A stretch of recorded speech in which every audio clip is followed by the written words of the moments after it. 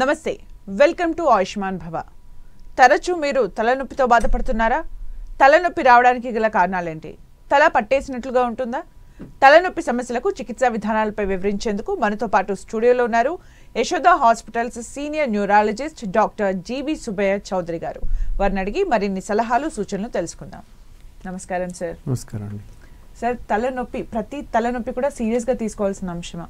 అసలు తలనొప్పి ఎందుకు వస్తుంది? తలనొప్పికి చాలా కారణాలు ఉంటాయి. సో ముఖ్యంగా తలనొప్పి అనేది ఇప్పుడు ఆధునిక జీవితంలో భాగం అయిపోయింది.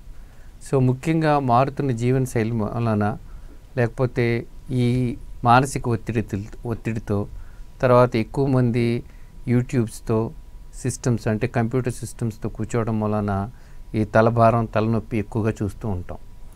సాధారణంగా తలనొప్పులు రెండు రకాలుగా ఉంటుంది. ఒకటి ప్రైమరీ హెడేక్స్, రెండు సెకండరీ హెడేక్స్.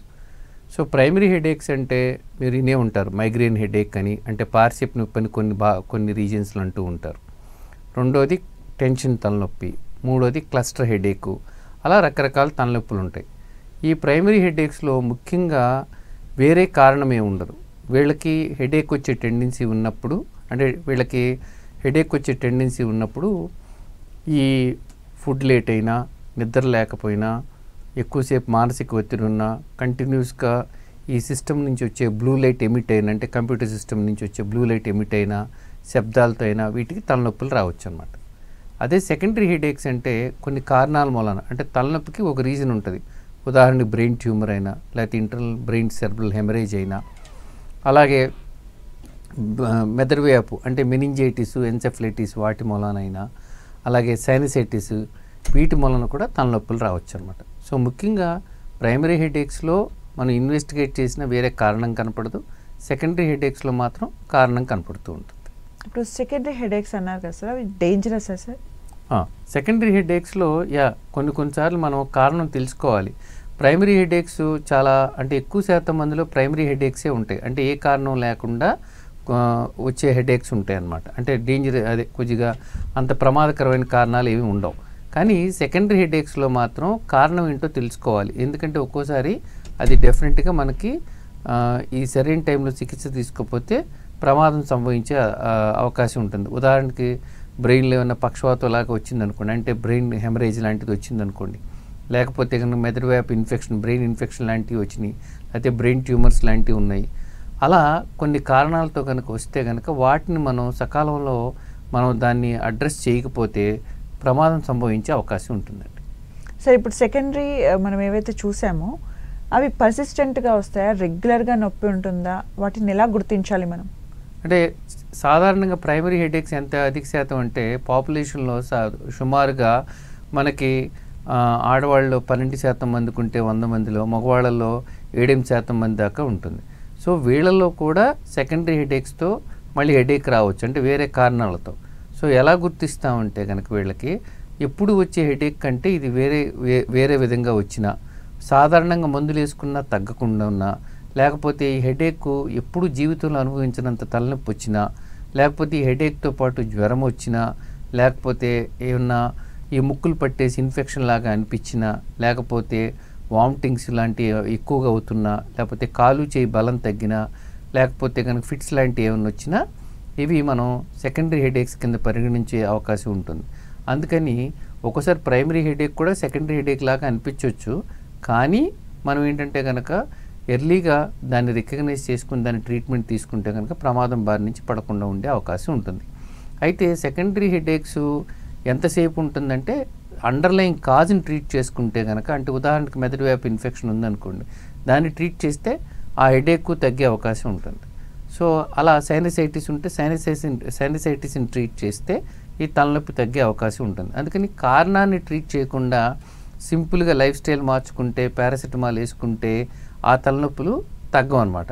కానీ ప్రైమరీ హెడేక్స్లో ముఖ్యంగా మనం లైఫ్ స్టైల్ మార్చుకుంటాం, ట్యాబ్లెట్స్ వేసుకోవటం, రాకుండా ప్రొఫిలాక్టిక్ మెడికేషన్స్ వేసుకుంటే కనుక, అంటే ముందు నివారణగా మందులు వేసుకుంటే ఆ హెడేక్ని మనం నివారించుకోవచ్చు, ప్రైమరీ హెడేక్స్ని. కానీ సెకండరీ హెడేక్స్ అలా కాదు. కారణం కనుక్కొని దాన్ని ట్రీట్ చేయకపోతే మనకి తొందరగా తలనొప్పి తగ్గదన్నమాట.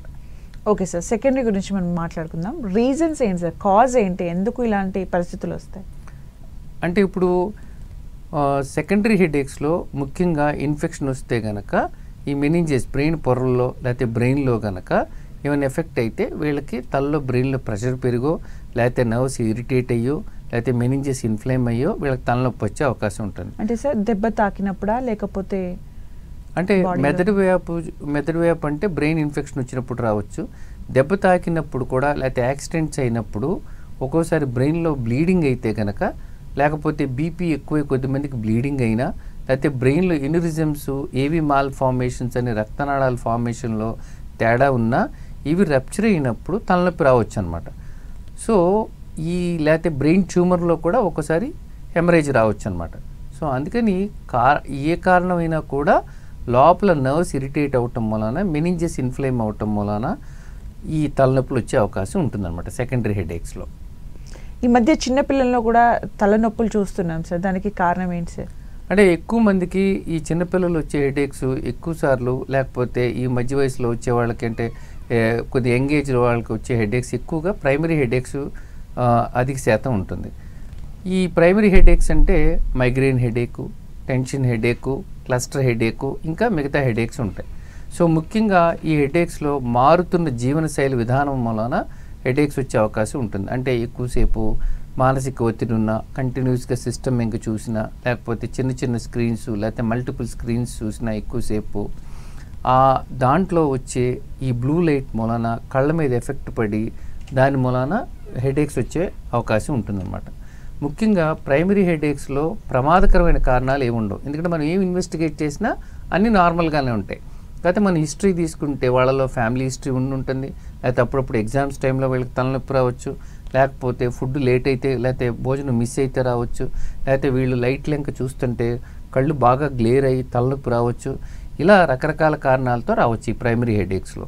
సో ముఖ్యంగా ప్రైమరీ హెడేక్స్ని, సెకండరీ హెడేక్స్ని మనం కాస్త టైం స్పెండ్ చేసి ప్రాపర్గా మనం వాళ్ళ దగ్గర నుంచి హిస్టరీ తీసుకుంటే కనుక ఏ హెడేకో తెలుసుకోవచ్చు. సో ప్రైమరీ హెడేక్ వచ్చే వాళ్ళకు కూడా అప్పుడప్పుడు సెకండరీ వేరే కారణాలతో సెకండరీ హెడేక్ రావచ్చు. అందుకని మనం హిస్టరీ తీసుకొని ప్రాపర్గా పేషెంట్ని ఎగ్జామిన్ చేసి దానికి తగ్గ ఇన్వెస్టిగేషన్ చేస్తే ఏ రకమైన తలనొప్పి గుర్తుంచే అవకాశం ఉంటుందన్నమాట. సో ప్రైమరీ హెడేక్స్కి ముఖ్యంగా లైఫ్ స్టైల్ మార్చుకోవటం, పెయిన్ వచ్చినప్పుడు మెడికేషన్స్ వేసుకోవటం, పెయిన్ రాకుండా ఉండే ప్రొఫిలాక్టిక్ మెడికేషన్స్ వేసుకోవడంతో తగ్గించుకోవచ్చు. సెకండరీ హెడేక్స్కి మాత్రం కారణం తెలుసుకుని దాని ట్రీట్మెంట్ తీసుకోవాల్సిన అవసరం ఉంటుంది. అలాగే సార్, వాళ్ళకి నార్మల్గా ఒక హెడేక్ వచ్చినప్పుడు మార్కెట్లో ఏవేవో ట్యాబ్లెట్స్ ఉంటాయి, అది అలవాటుగా బ్యాగ్లో పెట్టేసుకుంటారు, ఎప్పుడు హెడేక్ వచ్చినా వేసేసుకుంటారు, అది సజెస్టబులా సార్? అంటే ఎవరికైనా కూడా సాధారణంగా ప్రైమరీ హెడేక్స్ వచ్చినప్పుడు కొంతమందికి హెడేక్ రాగానే ఓ చిన్న పారాసిటమాల్ వేసుకుంటారు. అది చాలా కామన్గా ఎస్టమినోఫెన్ అని ఉంటుంది ఇది. సో అదే ట్యాబ్లెట్ యూఎస్లో తైలనాలని అమ్ముతూ ఉంటారు. సో అవి సింపుల్ ట్యాబ్లెట్సే. అట్లా కాకుండా ఇంకా పవర్ఫుల్ మెడికేషన్స్ ఉంటాయి. అంటే ఐబిబ్రూఫెన్ అని, ఎసిక్లోఫెనిక్ అని, లేకపోతే నాప్రాక్సిన్ సోడియం అని, ఇలా మెడిసిన్స్ ఉంటూ ఉంటుంది. అంటే తీవ్రతను బట్టి కొంతమంది డోస్ పెంచుకుంటూ వెళ్తారు. అయితే ముఖ్యంగా గమనించుకోవాల్సింది ఏంటంటే కనుక వాళ్ళకి ఒక డాక్టర్ ప్రిస్క్రిప్షన్ ఇచ్చినప్పుడు అది ఎప్పుడు ఎలా వాడుకోవాలో విని దానికి తగ్గట్లు వాడుకోవాలి. ఎవరైనా కూడా కంటిన్యూస్గా హెడేక్ వచ్చి మందు అంటే 1-2 ట్యాబ్లెట్స్ కంటే కూడా ఇంకెక్కువగా వాడుకోవాల్సిన అవసరం వచ్చి కంటిన్యూస్గా హెడేక్ ఉండి తగ్గకుండా దాంతో తీవ్రంగా వామిటింగ్స్ అయితే కనుక తప్పకుండా డాక్టర్ని సంప్రదించాల్సిన అవసరం ఉంటుంది, ప్రైమరీ హెడేక్ అయినా.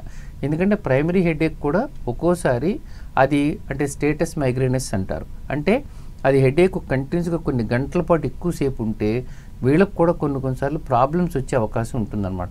అందుకని ప్రైమరీ హెడేకే కదా, ఇది మైగ్రేన్ హెడేకే కదా, లేకపోతే ఇది ఎప్పుడు వచ్చే రొటీన్ హెడేకే కదా అని సాధారణంగా ట్యాబ్లెట్ 1-2 వేసుకుంటూ ఉంటారు.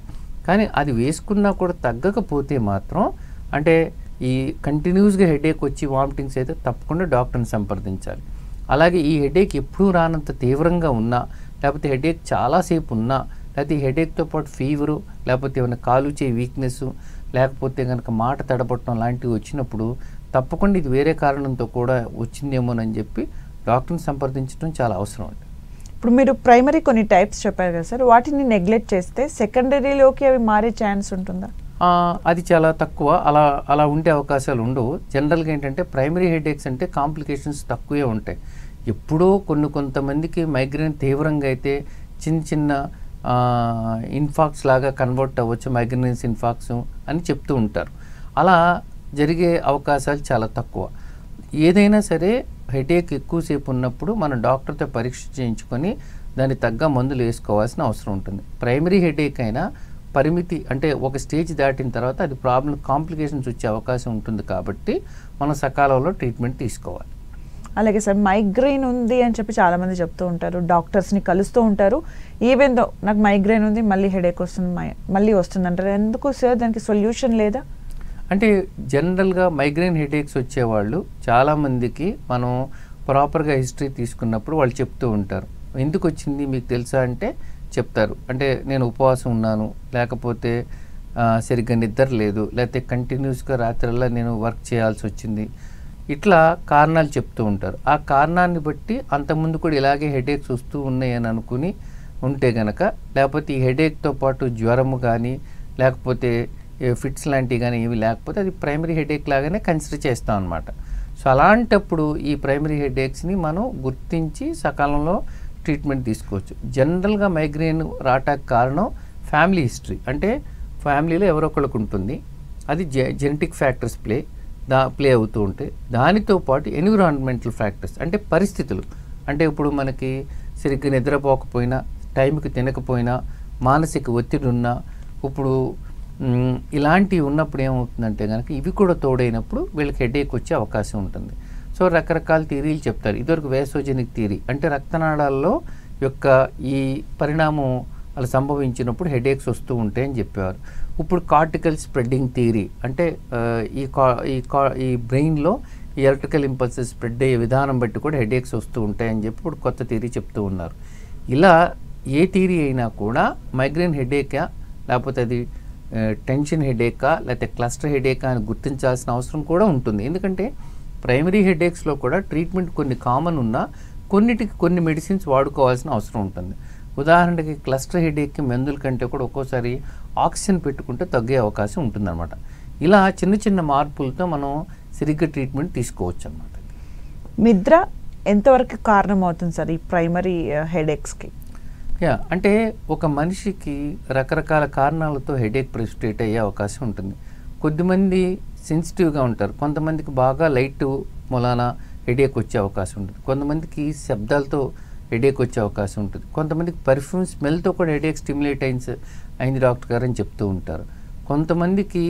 సో ఇలా రకరకాల స్టిమ్యులెంట్స్తో, అంటే కొంతమందికి ఫుడ్ మిస్ అయినా లేకపోతే ఎండలోకి ఎక్కువసేపు వెళ్ళినా, కొంతమంది హెడ్ బాత్ చేసినప్పుడు కూడా తలనొప్పి వస్తూ ఉంటుంది కొద్దిమందికి. సో కొంతమందికి ముఖ్యంగా లేడీస్లో ఈ మెన్స్ట్రల్ సైకిల్ అప్పుడు కూడా హెడేక్స్ ఎక్కువ అయ్యే అవకాశం ఉంటుంది. దీంట్లో కూడా రకాలు ఉంటుంది. కొంతమందికి ఓన్లీ మెన్స్ట్రల్ సైకిల్ జస్ట్ 2 రోజుల ముందు ఆ ఫ్లో ఉన్న మొదటి 2 రోజులు రావచ్చు, లేకపోతే మిగతా అప్పుడు కూడా వస్తూ ఉండి మెన్స్ట్రేషన్ అప్పుడు కూడా పెరగవచ్చు అనమాట. సో దాన్ని మనం మెన్స్ట్రల్ రిలేటెడ్ మైగ్రేన్ అని, మెన్స్ట్రల్ మైగ్రేన్ అని అంటూ ఉంటాం. సో ఇలా ప్రెసిపిటేటింగ్ కారణాలు ఏంటో తెలుసుకుంటే దానికి తగ్గ ట్రీట్మెంట్ తీసుకుంటే కనుక మనం ప్రివెంట్ చేసుకునే అవకాశాలు బెటర్గా ఉంటుంది అన్నమాట. ఓకే సార్, సర్జరీస్ వరకు ఎప్పుడు వెళ్తారు? అంటే జనరల్గా ప్రైమరీ హెడేక్స్లో సర్జరీస్ ఏమి ఉండదు. సెకండరీ హెడేక్స్లో మాత్రం, అంటే ఉదాహరణ సైనసైటిస్ ఉందనుకోండి, దానికి సర్జరీ చేయాల్సి వస్తే కనుక, అంటే తరచూ వస్తుంటే సైనసైటిస్ అని కన్ఫర్మ్ అయితే కనుక దాన్ని అప్పుడు సైనసైటిస్లో కొంతమందికి ఈ సర్జరీ చేయాల్సిన అవసరం రావచ్చు. అంటే హెడేక్ గురించి కాదు, సైనసైటిస్ గురించి హెడేక్ చేయాల్సి రావచ్చు అనమాట. అలాగే ఒకవేళ బ్రెయిన్ ట్యూమర్ ఉంటే దానికి సర్జరీ చేయాల్సి రావచ్చు. సో కారణం అనేది మనం కనుక్కోవాల్సిన అవసరం ఉంటుంది. ఒకసారి ఏమైనా రక్తస్రావం అయితే బ్రెయిన్లో, అంటే ఉదాహరణకి ఇప్పుడు ఎన్యూరిజమ్స్ అని, అంటే బ్లడ్ వెజల్స్ మీద బెర్రీ ఎన్యూరిజమ్స్ అంటే కాయిల్లాగా కాసి అవి స్మోకింగ్ మూలానో బీపీ మూలానో వయసును పెరిగే కొద్దికి అవి సైజు పెరిగి రప్చర్ అయ్యే అవకాశం ఉంటుంది. లేకపోతే దీనికి హైపర్ టెన్షన్ కూడా తోడైతే రప్చర్ అయ్యే అవకాశం ఉంటుంది. కొద్దిమందికి ఏవి మాల్ఫార్మేషన్స్ అంటే బ్రెయిన్కి ఆర్టరీస్ వెయిన్స్ అని ఉంటుంది. అంటే ఆర్టరీస్ అంటే బ్లడ్ సర్క్యులేషన్ తగ్గేది తీసుకెళ్లేది, వెయిన్స్ అంటే బ్లడ్ సర్క్యులేషన్ వాపస్ తీసుకునేది. ఒక్కోసారి ఏమవుతుందంటే ఇవి కమ్యూనికేట్ అవుతూ ఉంటాయి బ్రెయిన్లో, వాటిని ఏవి మాల్ఫార్మేషన్స్ అంటూ ఉంటాం. కానీ ఆ ఏవి మాల్ఫార్మేషన్స్ సహసిద్ధంగా జరిగే కనెక్షన్స్ కాదు కాబట్టి అవి వీక్గా ఉంటాయి. దాని మూలాన వయసు పెరిగే కొద్దిగా అవి ఇంకా వీక్ అయ్యి దాని నుంచి బ్లీడింగ్ అయ్యే అవకాశం ఉంటుందన్నమాట. ఇలాంటి వాటికి ఇప్పుడు మనం కరెక్ట్గా ట్రీట్మెంట్స్ వచ్చినాయి. అంటే ఒకప్పుడు ఓపెన్ చేసి ఆపరేట్ చేసేవారు. ఇప్పుడైతే కనుక ఈ ఎనిరిజమ్స్కి మనం యాంజియోగ్రామ్ ద్వారా పంపించి దాన్ని కాయిలింగ్స్ చేయటం, లేకపోతే ఏవి మాల్ ఫార్మేషన్స్కి లోపల నుంచి యాంజియోగ్రామ్ ద్వారా చేసి ఎంబలైజేషన్ చేయటం కుదిరితే కనుక, లేకపోతే సర్జరీకి వెళ్ళే అవకాశం ఉంటుందన్నమాట.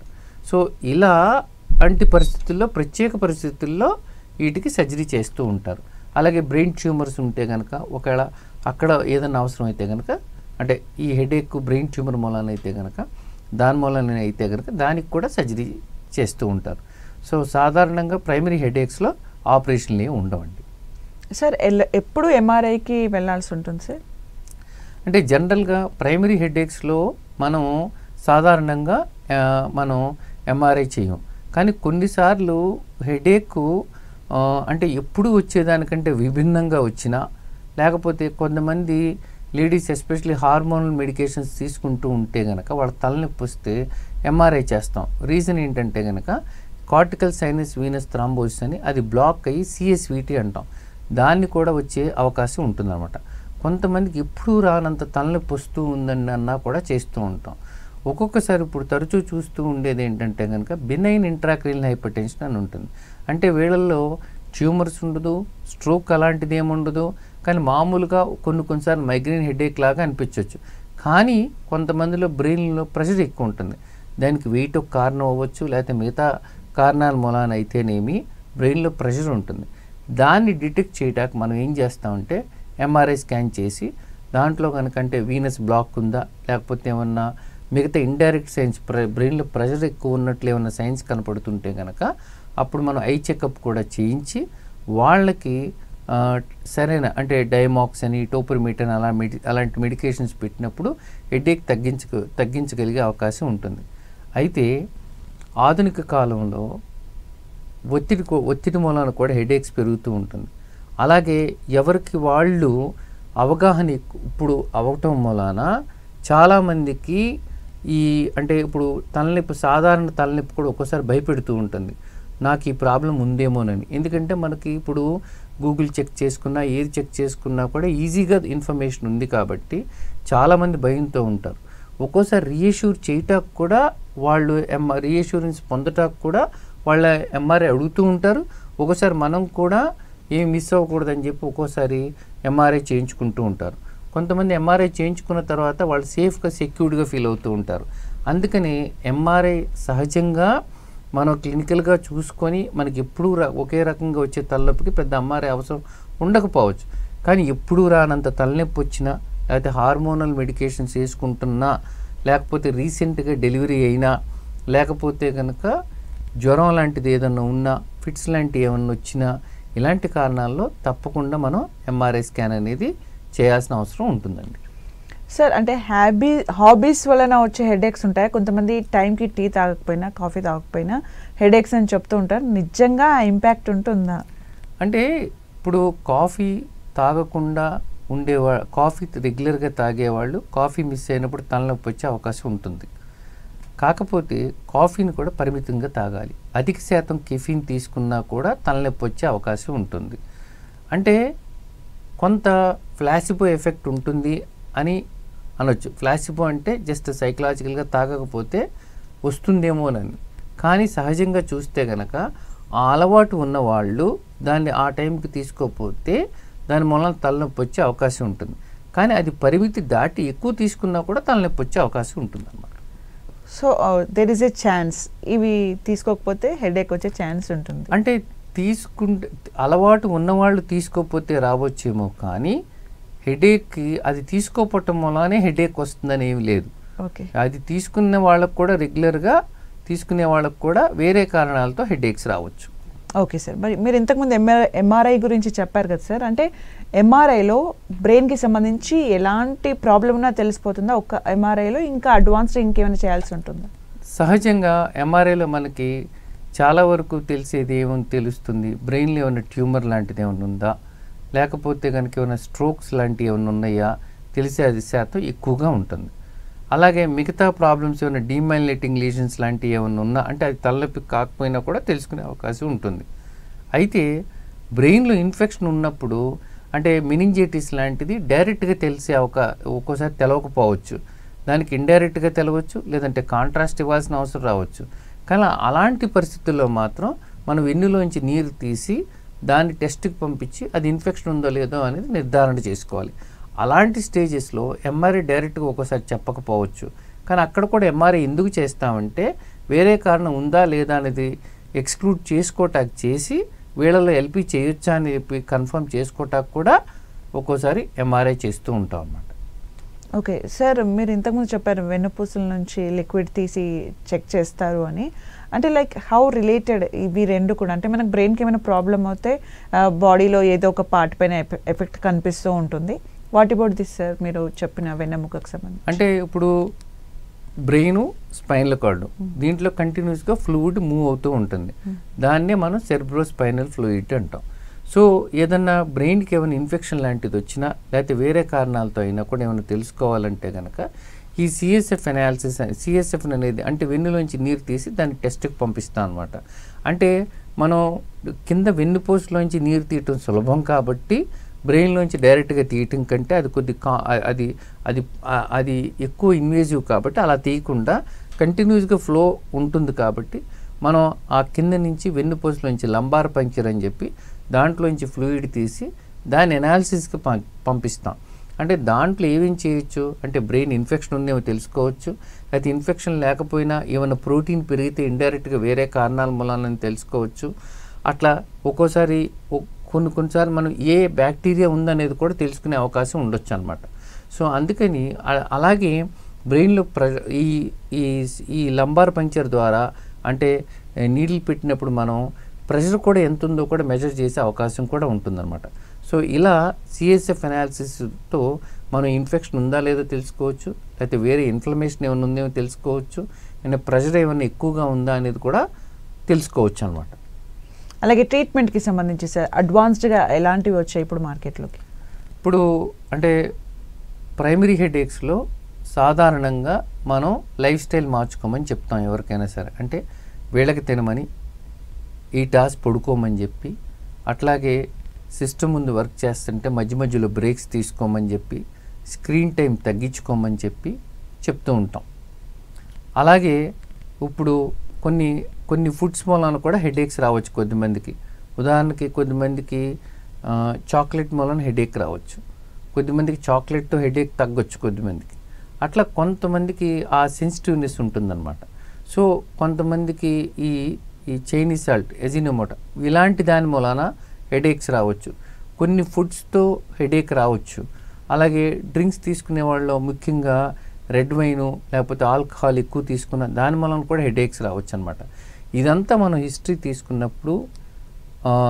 తీసుకుని ఎందుకు వచ్చిందో చూసుకొని ఆ లైఫ్ స్టైల్ దానికి తగ్గట్టు మార్చుకోమని చెప్తాం అనమాట. అది కాకుండా హెడేక్ వచ్చినప్పుడు సింపుల్గా రొటీన్గా వచ్చే వాళ్ళకి సో మనం సాధారణ లెస్ హార్మ్ఫుల్ పెయిన్ కిల్లర్స్ వేసుకోమని చెప్తాం. ఉదాహరణకి హిస్టామినోఫిన్ అని అలాంటి మెడికేషన్స్ వేసుకోమంటాం. మరీ ఎక్కువ మోతాదు అయితే కొంతమంది నాప్రాక్సిన్ అని, కొంతమంది ఎసిక్లోఫెనిక్ అని ఇలాంటి మెడికేషన్స్ కూడా ఇస్తూ ఉంటారు. కానీ నిజంగా చెప్పాలంటే కనుక పెయిన్ కిల్లర్స్ డోస్ ఎక్కువ తీసుకుంటే అది కూడా ఒక రకమైన బ్రెయిన్కి డిపెండెన్సీ వచ్చే అవకాశం ఉంటుంది. అందుకని పరిమితి దాటకుండా సరైన క్వాంటిటీలో లెసర్ అంటే బాగా పవర్ఫుల్ తీసుకుంటే తగ్గుతుంది అనేది కాకుండా సరిపడా dose less dangerous pain killer తీసుకోవటం ముఖ్యం. అది ఎక్కువగా తీసుకుంటే మళ్ళీ వేరే ప్రాబ్లమ్స్ వచ్చే అవకాశం ఉంటుందన్నమాట.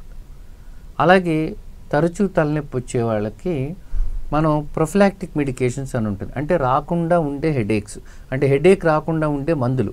అంటే ఉదాహరణకి కొంతమంది తరచూ తలనొప్పి వస్తూ ఉంటుంది, అంటే వాళ్ళకి అసలు వర్క్ కూడా వెళ్ళలేనంత తలనొప్పి వచ్చినా, లేకపోతే వారానికి 1-2 రోజులు తలనొప్పి వచ్చి అంటే నెలకు ఒక 5-6 రోజుల పాటు తలనొప్పి వచ్చినా, కొంతమందికి మెన్స్ట్రుయేషన్ అప్పుడు ఇంకెక్కువగా వస్తూ ఉన్నా వీళ్ళకి మనం ప్రివెంటివ్ మెడికేషన్స్ ఇస్తాం.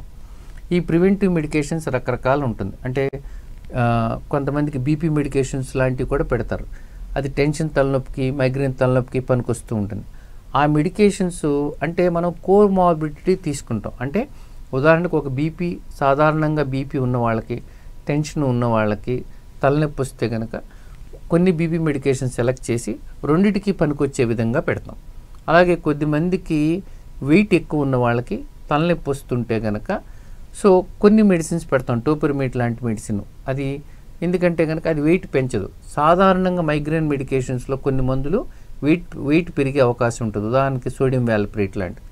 అలాగే కొంతమందికి ఫిట్స్ ఉంటాయి, వాళ్ళకి ప్రైమరీ జనరలైజ్ సీజర్ ఉంటుంది. వాళ్ళు గనక మైగ్రేన్ వస్తుంటే లేకపోతే మామూలుగా ఈ హెడేక్స్ అనేది తరచూ వస్తూ ఉంటే కనుక వాళ్ళు వీళ్ళు కనుక జనరల్గా మేల్ పేషెంట్స్లో ఈ సోడియం వాల్ప్రేట్ ప్రిఫర్ చేస్తూ ఉంటాం. సాధారణంగా లేడీస్లో సోడియం వాల్ప్రేట్ ఇవ్వం, ఎందుకంటే దాని మూలన వెయిట్ గెయిన్ ఉంటుంది, హెయిర్ లాస్ ఉండే అవకాశం ఉంటుంది, పీరియడ్స్ ఇర్రెగ్యులర్ అయ్యే అవకాశం ఉంటుంది. తర్వాత ఒకవేళ రీప్రొడక్టివ్ ఏజ్ గ్రూప్లు ఉంటే కన్సీవ్ అయితే ఈ ట్యాబ్లెట్ వల్ల ప్రాబ్లమ్స్ వచ్చే అవకాశం ఉంటుంది. అందుకని ఎప్పుడూ కూడా మనం కోమార్బిడిటీస్ అంటే సపోజ్ వీళ్ళకి డిప్రెషన్ ఉందనుకోండి, డిప్రెషన్కి మైగ్రేన్కి పనికొచ్చే ట్యాబ్లెట్స్ ఉంటాయి కొన్ని, ఎమిట్రిప్టిలిన్ అని, డులాక్సిటిన్ అని అలాంటివి వాడుతూ ఉంటాం. కొంతమందికి బాగా యాంగ్జైటీ ఉంటుంది, యాంగ్జైటీ ఉన్నప్పుడు ఈ తలనొప్పి ఉన్నప్పుడు దానికి తగ్గ మెడిసిన్స్ పెడతాం. ఈ విధంగా మనం ఒక పేషెంట్ని కూర్చోబెట్టి అసెస్మెంట్ చేసి ఏ మెడికేషన్ వాడితే వీళ్ళకి రెండింటిని టార్గెట్ చేయొచ్చు, తక్కువ మందులతో ఎక్కువ ఫలితాన్ని పొందే అవకాశం వచ్చేటట్లు చూస్తూ ఉంటాం. అందుకని కొన్నిసార్లు మేము బీపీ మెడికేషన్స్ కూడా మారుస్తూ ఉంటాం. ఉదాహరణకి మైగ్రేన్ తలనొప్పితో వచ్చారు, వాళ్ళకి బీపీ ఉంది, వాళ్ళకి బీపీ మెడికేషన్ వేసుకున్న కంట్రోల్లో ఉంటే ఉదాహరణకి బీటా బ్లాకర్ వేసుకుంటే కనుక అవతల బీపీ డోసును తగ్గించుకోవచ్చు, ఈ తలనొప్పిని తగ్గించుకోవచ్చు. అలాగే కొద్దిమందికి తెలవక సోడియం వాల్ప్రేట్ పెడుతూ ఉంటారు బయట. సో సోడియం వాల్ప్రేట్తో ప్రాబ్లమ్స్ రావచ్చు. కాబట్టి అంటే అన్నిసార్లు తీసేస్తామని కాదు, కానీ చాలాసార్లు ఉమెన్లో మనం సోడియం వాల్ప్రేట్ని అవాయిడ్ చేస్తాం. ఇలా డిప్రెషన్ ఉందనుకోండి, వీళ్ళకి టోపిరమేట్ లాంటి మెడికేషన్ని అవాయిడ్ చేస్తాం, ఎందుకంటే అది యాంగ్జైటీని తగ్గిస్తుంది కాబట్టి. ఇలా మనం సైడ్ ఎఫెక్ట్స్ని మానిటర్ చేసుకుంటూ, ఎవరికి కోమార్బిడిటీస్ ఉన్నాయో చూసుకుంటూ, ఎవరికి ఏ మెడిసిన్ పెడితే మనకి మిగతా ఆస్పెక్ట్స్ కూడా కవర్ అయ్యేటట్లు చూసుకుంటూ దానికి తగ్గట్లు మనం ట్రీట్మెంట్ ఇస్తూ ఉంటాం అన్నమాట. సో ఇవన్నీ వింటే సొంత వైద్యం అస్సలు మంచిది కాదని అర్థమైపోతుంది. Thank you so much sir, నేను అడిగిన ప్రశ్నలన్నింటికి కూడా సమాధానాలు తెలియజేసినందుకు థ్యాంక్ యూ సో మచ్.